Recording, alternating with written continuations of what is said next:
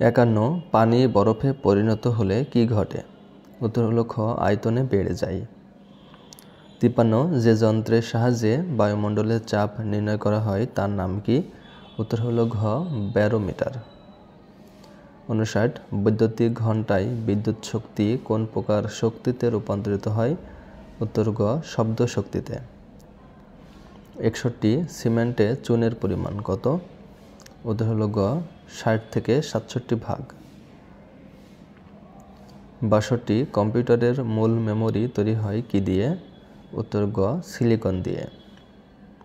63 নিচের কোনটি ধাতু? উত্তর হলো খ পারদ। 75 তামা ও দস্তার মিশ্রণের ফলে সৃষ্ট সংকর ধাতু কোনটি? উত্তর হলো খ ব্রাশ। 79 নিচের কোনটি বিদ্যুৎ কুপরিবাহী? উত্তর হলো গ নাইক্রোম।